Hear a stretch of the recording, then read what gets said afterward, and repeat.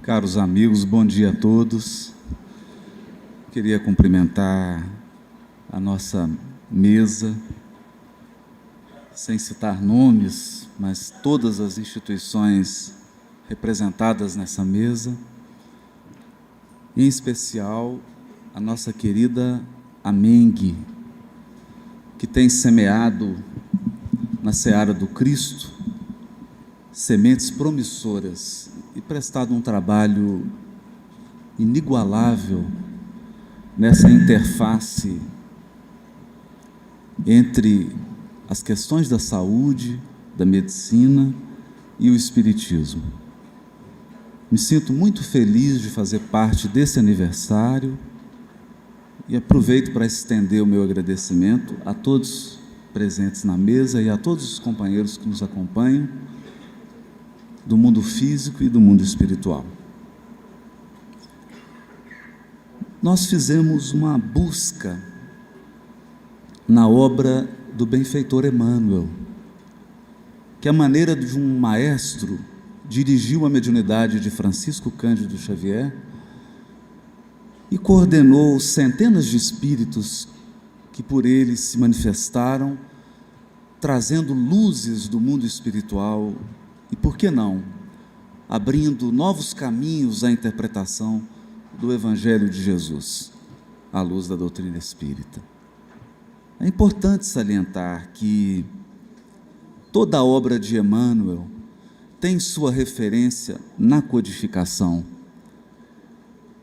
E no caso especial desse tema, saúde e felicidade, é preciso dizer que, de regra, via de regra, as manifestações de Emmanuel a respeito desse tema sempre têm como referência o Evangelho segundo o Espiritismo. É lá que ele busca a fonte, a sua origem, o alicerce, para construir conceitos que representam, por que não, uma chave interpretativa do Evangelho de Jesus. Então eu vou começar aqui pelo tema felicidade. Num conjunto imenso de obras, nós pensamos como selecionar algumas frases, alguns textos do benfeitor Emmanuel que pudesse dar conta do tema, mas também que pudesse expressar essa vinculação de Emmanuel com a obra de Kardec e com o Evangelho de Jesus.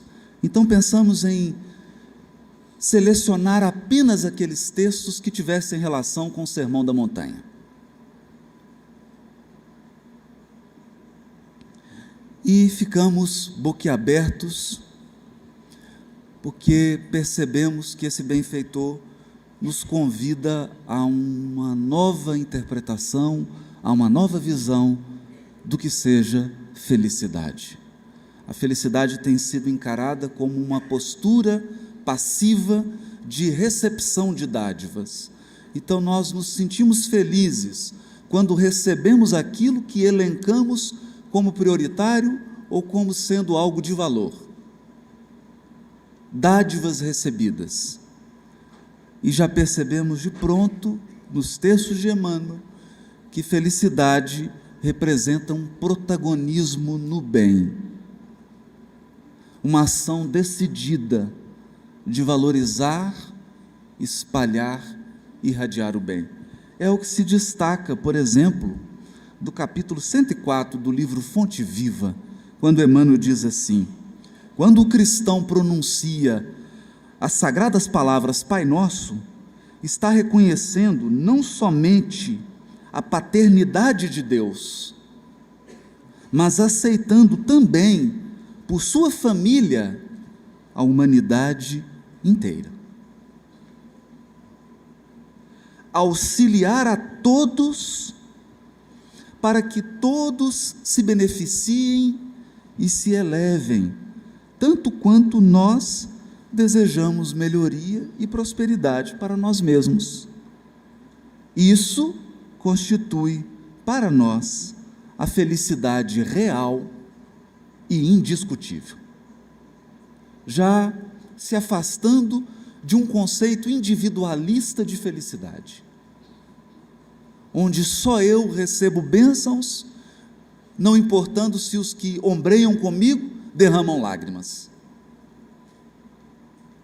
Um conceito de felicidade inclusiva, uma felicidade que permeia as minhas relações. Eu preciso sorrir, mas todos que estão comigo também. Afinal de contas, nós temos um Pai, mas Ele não é meu, Ele é nosso. No livro da Esperança, capítulo 25, reforçando essa ideia de protagonismo no bem, adverte Emmanuel: louvado para sempre o trabalho honesto com que te dispões a minorar as dificuldades dos semelhantes, ensinando-lhes a encontrar a felicidade através do esforço digno, fugindo também daquela postura de imaginar a felicidade como algo que decorre da ociosidade. A felicidade é uma consequência de um esforço digno no bem. Mas, já caminhando para as relações do tema felicidade com as bem-aventuranças, o que parece ser um paradoxo, porque quando Jesus diz bem-aventurado, ele muda paradigmas, porque diz bem-aventurados os aflitos, bem-aventurados os mansos, ao passo que, no conceito normal do mundo, felizes são os dominadores, políticos, econômicos, intelectuais, físicos. Felizes são aqueles que sorriem, que aparentam uma prosperidade, que aparentam uma vitória, e muitas vezes erguida sobre a derrota de muitos, ou muitas vezes construída sobre uma falsa aparência. Conectando então esse conceito de felicidade às bem-aventuranças, no livro Luz e Vida, num capítulo intitulado Quando a Compreensão Estiver Conosco, um título sugestivo, quando a compreensão estiver conosco, Emmanuel nos ensina: quando a pureza respirar em nosso coração, o endurecimento espiritual jamais encontrará guarida em nossa alma, porque o calor de nosso carinho se irradiará em todas as direções, estimulando a alegria dos bons e reduzindo a infelicidade dos nossos irmãos que ainda se confiam à ignorância. Bem-aventurados os puros de coração, proclamou o divino amigo. Sim, bem-aventurados os que esposam o bem para sempre, porque semelhantes trabalhadores da luz sabem converter a treva em claridade, os espinhos em flores, as pedras em pães e a própria derrota em vitória, criando invariavelmente o céu onde se encontram e apagando os variados infernos que a miséria e a crueldade humana inflamam na terra para tormento da vida. Um conceito diferente, porque nos incita a transformar todas as adversidades, todas as sombras, em elementos de alegria, de paz e de harmonia. A felicidade, então, é quase que uma alquimia, em que nós recebemos as pedras, as aparentes derrotas, as trevas, os espinhos, e convertemos todos esses elementos em vantagens espirituais, porque estamos conectados com uma força que nos sustenta para além das nossas próprias capacidades. Seguindo nessa linha de raciocínio, no livro Escrínio de Luz, capítulo, mansos de coração. Emmanuel nos diz, quando Jesus proclamou a felicidade dos mansos de coração, não se propunha, de certo, a exaltar a ociosidade, a hesitação e a fraqueza, porque nós confundimos mansuetude com fraqueza, com hesitação, incapacidade de decidir, com ociosidade, com preguiça.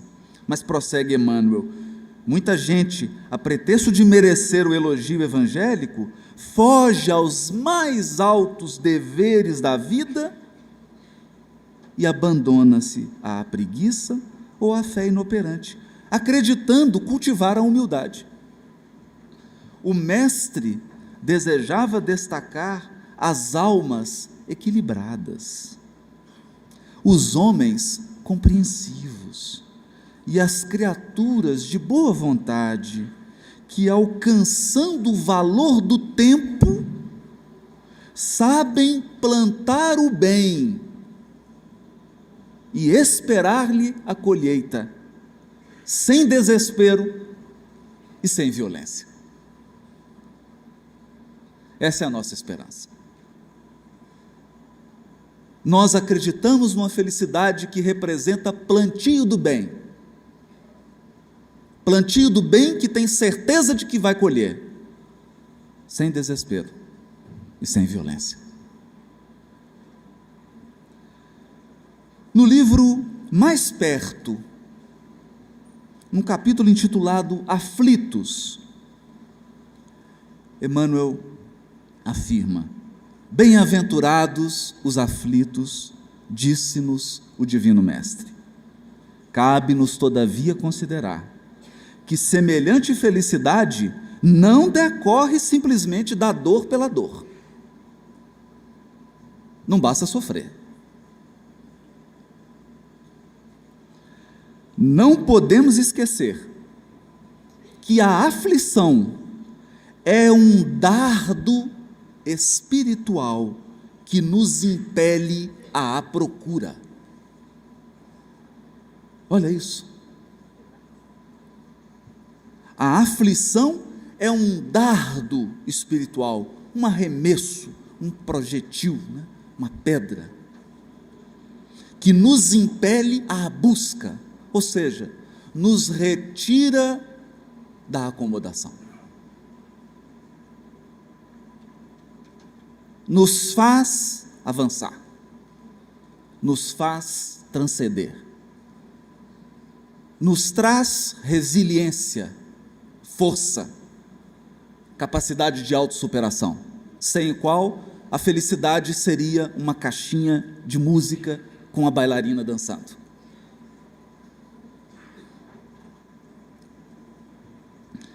E somente aqueles que procuram a frente se transformam em construtores do progresso.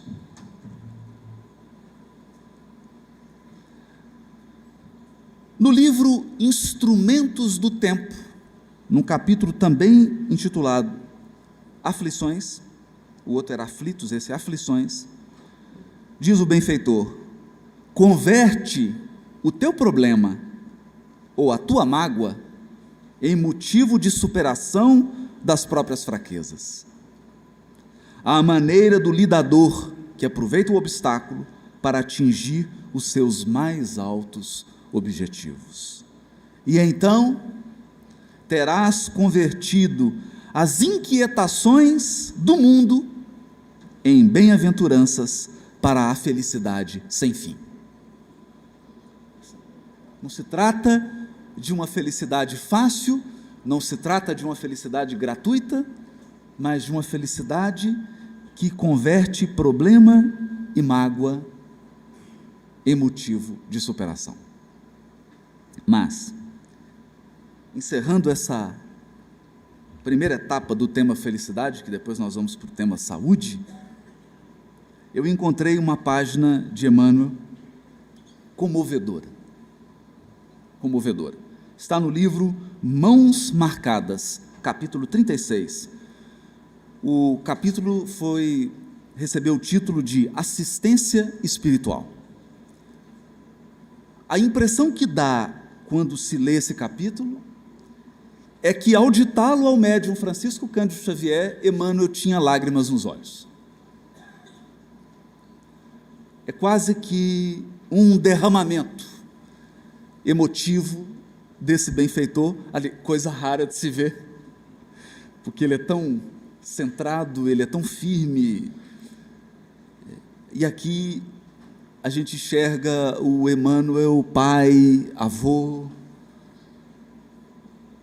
um ancião experiente, deixando algumas lágrimas escorrerem. Ele diz assim: qual sucede no plano dos companheiros, ainda jungidos à veste física, também nós, os desencarnados, sofremos o desafio de rudes problemas que nos são endereçados da terra, ansiando vê-los definitivamente solucionados. Entretanto, é preciso conformar as próprias deliberações aos impositivos da vida. Entendimento não é construção que se levante de afogadilho, e a morte do corpo denso não marmoriza as fibras da alma. Que coisa linda, porque a gente imagina que o espírito superior é um mármore. Seu filho espiritual está doente. Faz bem para ele, para a evolução dele. Ele vai progredir muito. Então ele está dizendo aqui que a morte do corpo não transforma o nosso coração num mármore. E aqui ele vai se derramar mais ainda. Muitas vezes trememos diante dos perigos que se nos desdobram à frente dos seres amados. Trememos.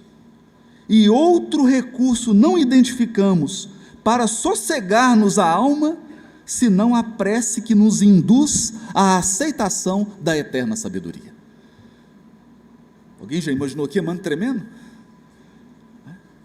O inusitado. É como acontece no livro Sexo e Destino, onde ao longo de todo o livro, o benfeitor Félix parece se movimentar com total domínio dos acontecimentos, a ponto da sua filha espiritual, da sua protegida, tomar a decisão de suicidar-se, entra na farmácia, perde o remédio, Félix se aproxima do farmacêutico, o induz e ele entrega à moça um sonífero no lugar de um remédio, de um veneno. Ela então toma o sonífero, adormece e parece que está tudo resolvido. Quando ela acorda e vai atravessar a rua, é atropelada. Nesse momento dramático, André Luiz olha para o benfeitor Félix e fala assim: ele deve estar prevendo isso. Félix estava pálido. E ele diz: e agora, o que faremos? Vamos orar, André. Agora nós vamos orar. Porque a eterna sabedoria parece ter avocado o caso, não há nada mais no nosso controle. Vamos confiar. E de fato, esse acontecimento do livro precipita a solução de todos os problemas. Mas eu não vou contar, porque senão ninguém vai ler o livro. Afligimo-nos perante filhos queridos, engodados por terríveis enganos, e tudo daríamos de nós para que se lhe harmonizassem com a realidade sem perda de tempo, mas é forçoso respeitar-lhes o livre-arbítrio e contar com o benefício do desencanto, a fim de que a experiência se lhes amadureça no âmago do ser, por fruto precioso de segurança. Partilhamos a dor de enfermos estremecidos que nos envolvem o pensamento nas vibrações atormentadas dos rogos com que nos aguardam a intervenção, e renunciaríamos de pronto a tudo o que significasse nossa própria alegria, para rearticular-lhes a saúde terrestre. Entretanto, cabe-nos a obrigação de acalentar-lhes a coragem no sofrimento inevitável às vitórias morais deles mesmos.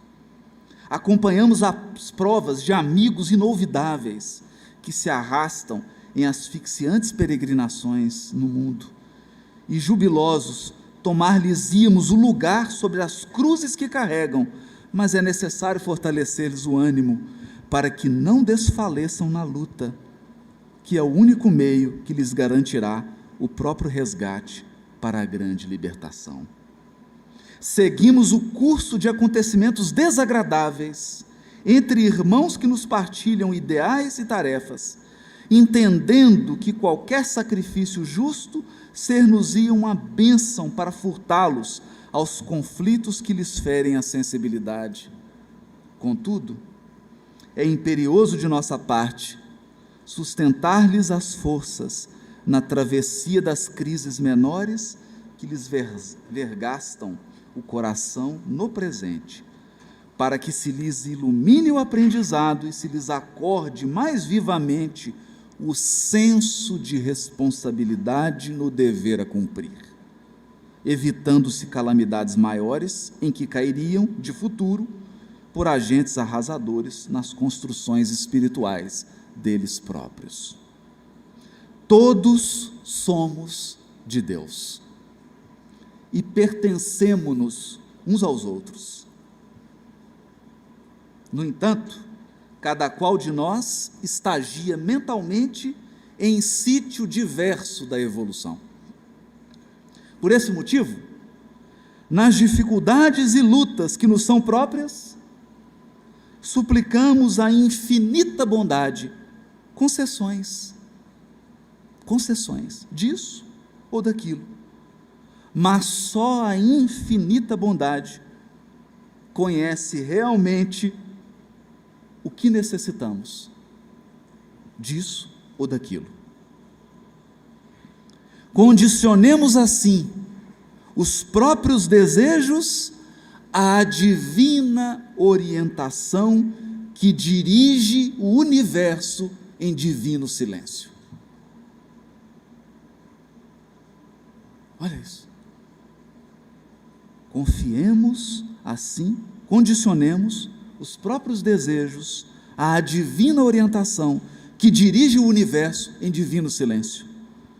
Porque foi ao reconhecer-nos, por enquanto, incapazes de querer e saber, acertadamente, o que mais nos convenha à verdadeira felicidade, é que Jesus nos ensinou a sentir e a dizer na oração, diante do Pai: seja feita a vossa vontade, tanto na terra quanto nos céus.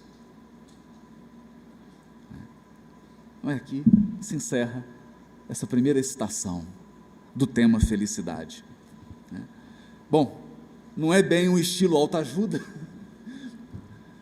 mas é uma visão libertadora, que mostra também os espíritos ombreando conosco, sentindo as mesmas angústias, pelos mecanismos intricados da evolução e do livre-arbítrio, que, por via de consequência, vai alterando os panoramas a cada segundo, cabendo a cada um de nós confiar na divina orientação que dirige o universo em divino silêncio. Essa é a felicidade verdadeira que nós almejamos. No tema saúde, nós começamos por um texto que aparentemente não é de Emmanuel. Saúde e felicidade na obra de Emmanuel, e eu trago aqui Nosso Lar. Alguém vai perguntar assim, mas Nosso Lar não é de André Luiz, né? Olha, tudo que o Chico psicografou é um pouco de Emmanuel. Porque nós não podemos dizer que uma orquestra, por maiores sejam os músicos que a integrem, funciona sem um grande maestro. e nós temos certeza, que pelo tom da linguagem, ao menos pela forma, Emmanuel deu uma pitaca no texto de André Luiz. Está no capítulo 1.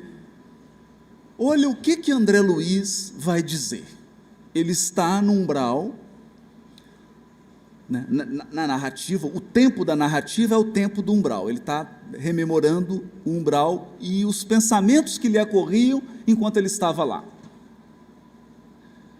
E aí ele solta uma frase que parece mais uma interpretação do Evangelho. Algo que sempre me encabulou foi o número de curas do Evangelho. Dezenas de curas. Paralíticos, cegos, leprosos. Os mais diversos tipos de doença para a época. E eu ficava sempre pensando, todas as pessoas que Jesus curou morreram.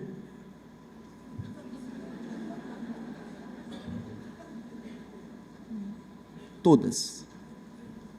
O leproso curado morreu, até Lázaro morreu de novo.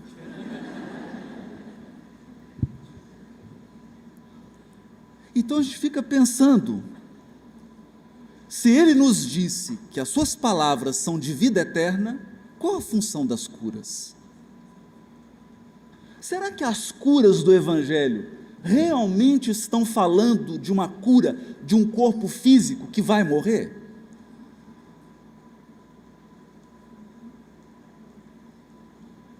Porque eu espero, aqui ao lado de todos esses médicos, eu espero morrer com muita saúde.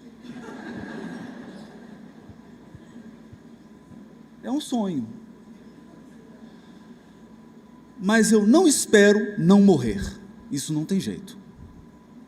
A morte física é uma realidade para todos nós. Então, qual o sentido espiritual e eterno das curas de Jesus? Deixemos André Luiz. É um André Luiz, mas que tem assim umas tintas de Emmanuel, né? Ele falando dele mesmo, enfim, como a flor de estufa, eu não suportava agora o clima das realidades eternas. Uma flor de estufa. E aqui nós conectamos com o tema felicidade, porque às vezes a gente quer uma felicidade da flor de estufa.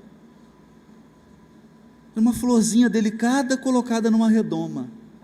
Mas você tira a redoma, ela não aguenta variação de temperatura, ela não aguenta chuva, ela não aguenta nada.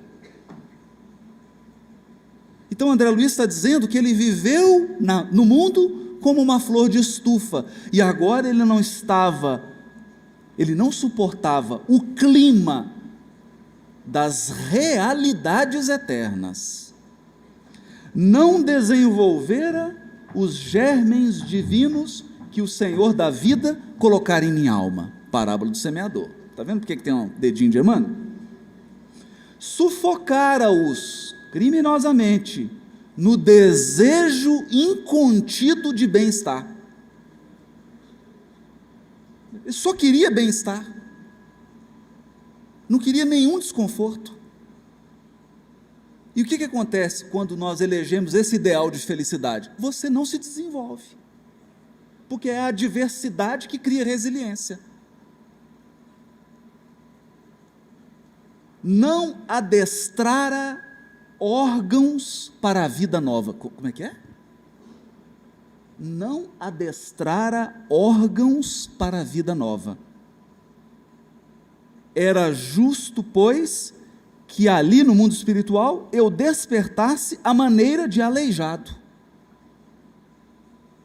que restituído ao rio infinito da eternidade, não pudesse acompanhar, senão compulsoriamente, a carreira incessante das águas. Ou como o mendigo infeliz, que exausto em pleno deserto, perambula à mercê de impetuosos tufões. Ou seja, pela nossa eleição de felicidade na vida física, nós podemos chegar ao mundo espiritual como leprosos, como coxos, como cegos, como surdos, ou até como Lázaros, semi-mortos, não adestrados para o clima da verdadeira vida, da vida real. Então, as curas de Jesus, na verdade, dizem respeito à correção de elementos internos dentro de nós, nos preparando para as realidades eternas. E é nessa ótica que Emmanuel vai nos dizer no Livro da Esperança, capítulo 78. O capítulo se chama Ante o Divino Médico, que é o Cristo. É esse que cura definitivamente a alma, não o corpo apenas.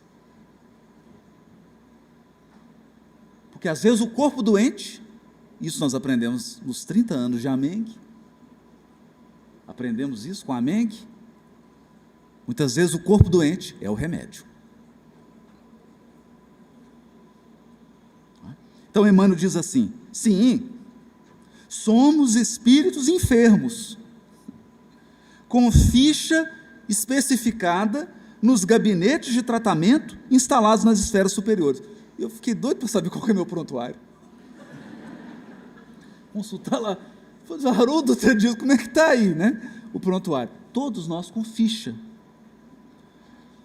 dos quais instrutores e benfeitores da vida maior nos acompanham e analisam ações e reações.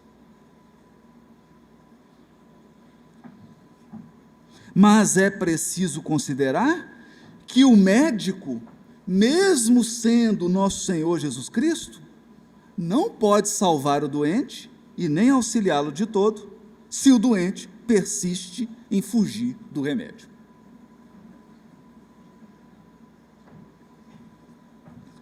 Aí não tem jeito. Por mais competente e grandioso que seja o médico, se a pessoa não segue as recomendações e não faz uso do medicamento, não tem como aguardar saúde.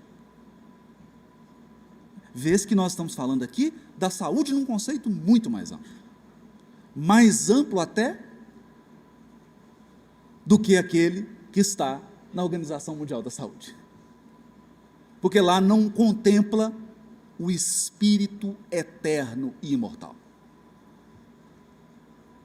Então nós somos espíritos enfermos. Então o que acontece? Você desenvolve uma doença física, desencarna doente, fica desencarnado com a mesma doença, reencarna doente de novo, desencarna doente, reencarna doente, embora tenha trocado de corpo 3, 4 vezes.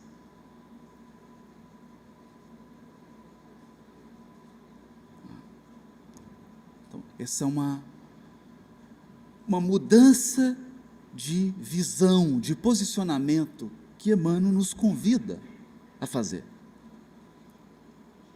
No livro Segue-me, aqui um capítulo belíssimo, o capítulo se chama A Água Fluida. Ele comenta o versículo: e aquele que der um copo de água,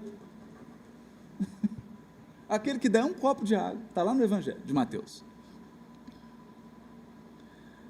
Emmanuel diz assim: se desejas, portanto, o concurso dos amigos espirituais na solução de tuas necessidades físio-psíquicas, ou nos problemas de saúde e equilíbrio dos companheiros, coloca o teu recipiente de água cristalina à frente de tuas orações. Espera e confia. O orvalho do plano divino magnetizará o líquido com raios de amor em forma de bênçãos. E estarás, então, consagrando o sublime ensinamento do copo de água pura abençoado nos céus. Simples. Simples assim. Eu ouvi em Pedro Leopoldo uma história, mas ela está registrada também no livro Lindos Casos de Chico Xavier, que certa vez uma senhora muito carente mesmo, procurou o Chico, e ele então psicografou uma receita homeopática do Dr. Bezerra de Menezes. Ia tomar lá o remedinho, entregou para ela. Ela olhou para o Chico e falou: Chico, eu não tenho dinheiro para comprar esse remédio. E o Chico falou assim: eu também não tenho.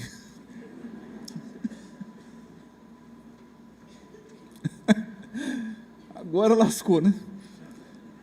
Tinha doutor Bezerra, tinha a mediunidade do Chico, mas não tinha um dinheirinho para comprar o remédio. De repente o Chico vira para ela e fala assim: o doutor Bezerra está aqui me dizendo, minha filha, para você picar a receita em pedacinhos. E você vai tomar um pedacinho dela todo dia com um copo d'água.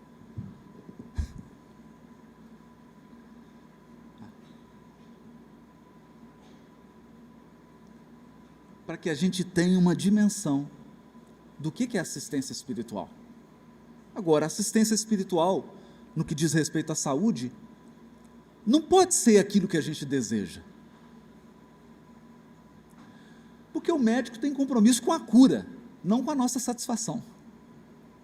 Quer dizer, você não entra no consultório e fala assim: doutor, eu vim aqui porque quero ficar alegre, eu quero sair daqui bem. Ele fala: não, meu compromisso é em te curar.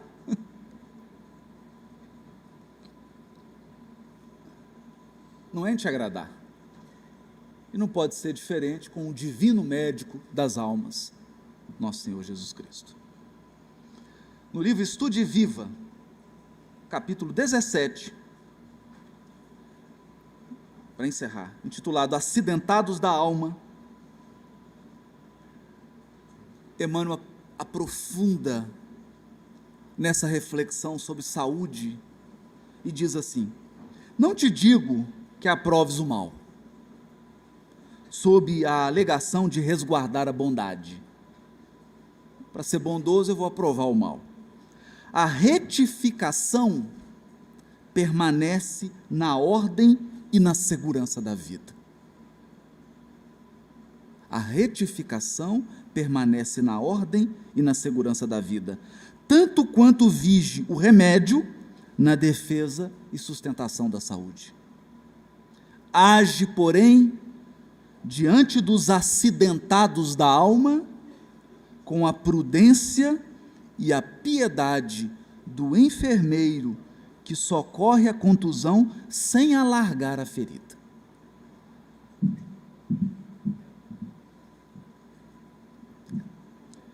Restaurar sem destruir. Restaurar sem destruir. Emendar sem proscrever. Não ignorar que os irmãos transviados se encontram encarcerados em labirintos de sombra, sendo necessário garantir-lhes uma saída adequada. Quem está preso no labirinto merece uma saída. Em qualquer processo de reajuste, recordemos Jesus, que, ao ensinar servindo e ao corrigir amando, declarou não ter vindo à terra para curar os sãos.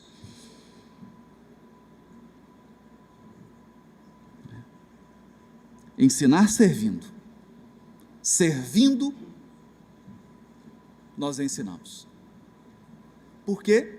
Diz Emmanuel, em matéria de educação, exemplificar é explicar. A melhor explicação é o exemplo. E corrigir amando. Porque quem corrige sem amor, destrói, amaldiçoa, proscreve, fecha portas. Quem corrige amando, abre portas nos labirintos, retifica, auxilia, compreende, apoia. é uma terapêutica diferente. É a terapêutica do Cristo. E assim, da leitura desse conjunto de textos que eu considero rosas, meu papel aqui foi só montar o buquê, que eu dedico a todos, e dedico aos 30 anos da MENG, não tem mérito nenhum, só juntei. Ressalta dessas falas do nosso benfeitor Emmanuel a ideia firme de que a felicidade é um protagonismo, é uma alquimia, em que eu vou recebendo as aparentes adversidades, transformando-as em dádivas, em que eu vou saneando o inferno em que eu vivo, para que ele se transforme num céu. E saúde é o perfeito equilíbrio da alma, que aprendeu a comunhão com Deus. Sem essa comunhão com o Criador, nós testamos projetos de autonomia, ensaiamos projetos de felicidade, mas não temos os potenciais capazes de sustentá-los, porque só a divina sabedoria e o divino amor podem homologar os nossos projetos, se eles estiverem em harmonia com as eternas leis que regem os nossos destinos. Por isso, encerramos com a famosa frase de Emmanuel, que está no livro Vinha de Luz.